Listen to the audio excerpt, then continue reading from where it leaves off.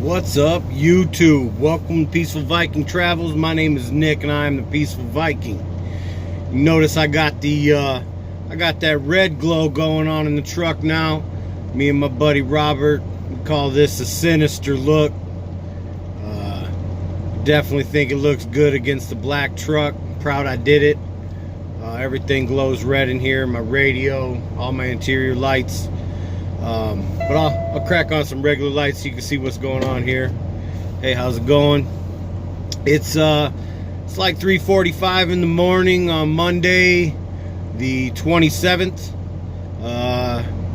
Came out of home time on Saturday. It was a good home time. I got to see some people. I didn't get to see everybody. Sometimes it's going to go that way, just the way my schedule works. You know, you're not going to be able to fit everybody in every time, but I'll make it up. And it was great seeing the people I did see.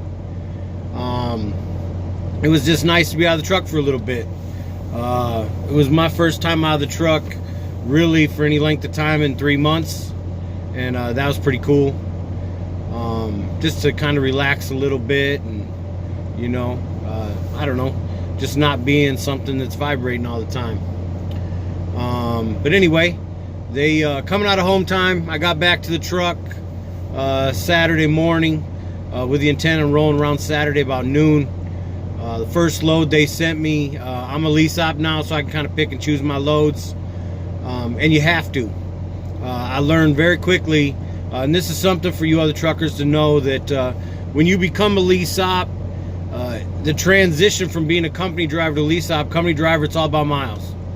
So the very first load they sent me was a 2,000 mile load coming out of Chicago here and going to Tracy, California.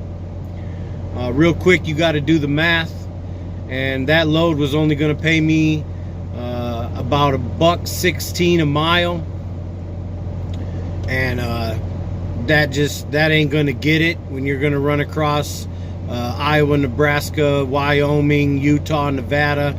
You're driving through some of the worst conditions in the country right now, and across the Rocky Mountains, so it's going to kill your fuel. So I declined that load. It was a $2,400 load, and I declined it. And as per usual with night and weekend dispatch, they always seem to have the biggest trouble in doing. Man, this lighting is crazy right now. Let's see here. Ugh. Maybe it's because of my hat. Anyway, they seem to have the worst trouble in dispatching. I'm assuming that's why they're night and weekend dispatchers, because they can't be doing it on a regular during the day. Anyway, so I declined the load.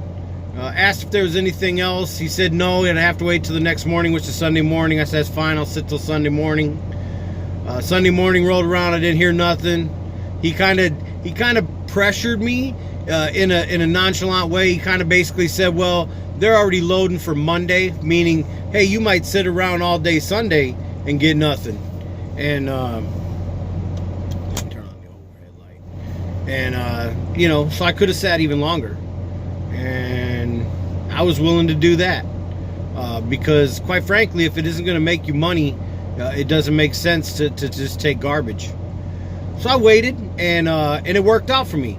The next on Sunday, whoever the fleet manager was in on that day, he sent me a load that picked up in Geneva, Illinois, and drops off here in Morris this morning. That load was, I want to say, with empty and loaded miles, was about 80 miles, maybe a little bit more than that. And it paid $575, which puts my mileage at about $7 a mile, and that's good money. That's the kind of money you want to make. I'll take a 2-hour drive to make $600 every day of the week. So it was a good call. He instantly pre-planned me on another load.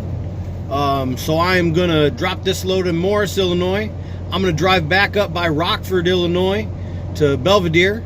And I'm going to go to a cold storage and pick up a load and take it down into Ohio. And that load itself is going to pay about, I want to say, $223 a mile. So that's still, we're still in the right kind of money. And I'm going to have both of those loads in before payroll cutoff, and the other load to California would have been after payroll cutoff. So it meant I had a whole week with nothing on my revenue.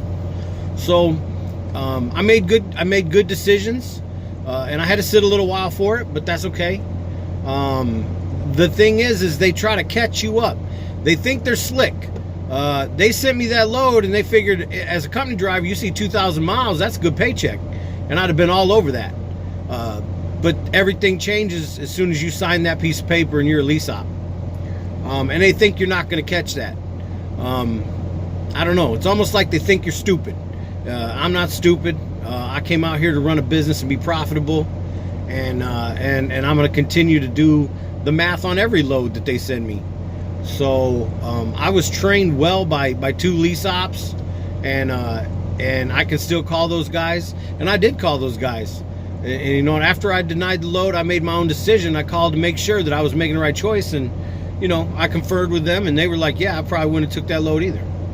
So yeah, I'm gonna run down into Ohio, drop off at a Walmart DC. Typically those are dropping hooks, which is super gravy. And then we're gonna keep rolling. Haven't really done a whole lot of beautification on the truck yet.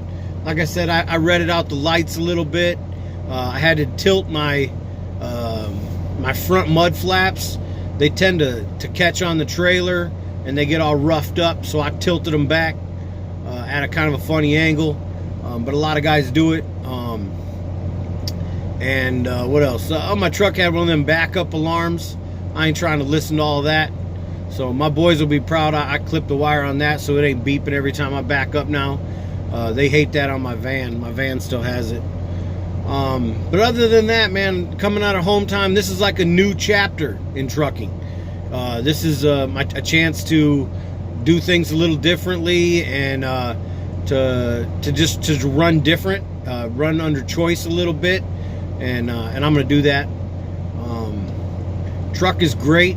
Haven't really had any issues yet, besides the stuff that I left Springfield knowing that there was a problem with. And we're going to run around a little bit, make a little money, and then we'll go back to Springfield and get that stuff taken care of. Because that's all stuff that the company has to take care of. It's not my responsibility. It was just they dropped the ball on it. So we're going to get that taken care of. Other than that, the truck has been good. It's been real good.